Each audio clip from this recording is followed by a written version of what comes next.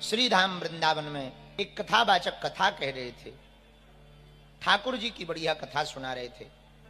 उसी समय एक वृंदावन के पास में रहने वाली ग्वालिनी जो बड़ी भक्तिनी थी, वृंदावन आती रहती थी, लेकिन उसका काम क्या था? बोले उसका काम कुछ खास नहीं था। वो आती थी तो एक ही काम करती थी, दूध दही मक्खन बेचा करती थी। वो मक्खन बेचने आई।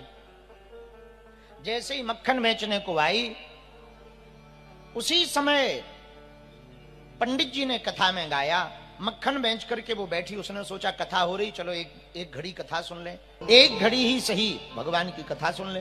तो वो मक्खन बेचकर बैठ गई कथा सुनने।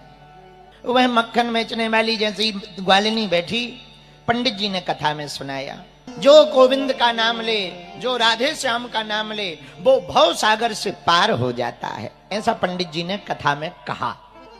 अब ग्वालिनी तो सीधी सादी, कई लोग सीधे होते ही है। गांव की ग्वालिनी, पढ़ी लिखी ज्यादा तो थी नहीं, ब्रजवासिनी थी।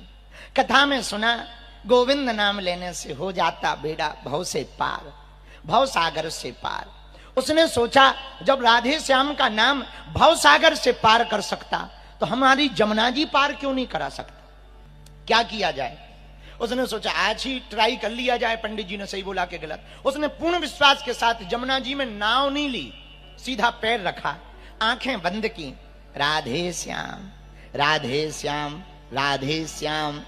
जैसे ही राधे श्याम कहते हुए पैर रखा, चरण रखा, और राधे श्याम इतने भरोसे के साथ कि भगवान को दया लग गई, और जैसे ही पैर रखा तो डूबी नहीं। यमुना जी के ऊपर पैर रखते ही वो यमुना में चलने लगी, और बिना नाव लिए यमुना जी से पार हो गई। सीधी सादी, तो किसी को बताया नहीं। उसने कहा पंडित जी ने अच्छा मंत्र बता दिया, रोज का 2 रुपया बचेगा, सस्ता जमाना।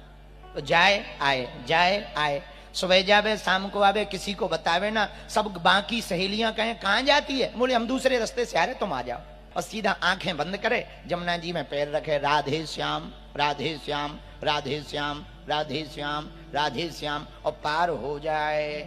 1 महीना हो गया। उसने सोचा वाह, बहुत रुपया बच गए। अब तो 2 रुपया रोज लगता था, 60 रुपया बच गए। एक काम कर, पंडित जी को, गुरु जी को बुला लें जिनने ये मंत्र दिया है, भंडारा कराए दें, उन्हें कुछ खबा पिवा दें, कुछ दक्षिणा दे दें। इतना बड़ा काम कर दिया, हमारा 60 रुपया महीना बचने लगा। वाह। तो पंडित जी के घर पर पूछती पूछती पहुंची कि वो पंडित जी कथा सुना रहे थे, कहाँ रहते हैं? घर खोज लिया। महाराज आज हमारे घर पे निमंत्रण है। गोपी कोई बात नहीं, हम आ जाएंगे। गोपी कहाँ आना है? महाराज वृंदावन के बगल में हमारा गांव है।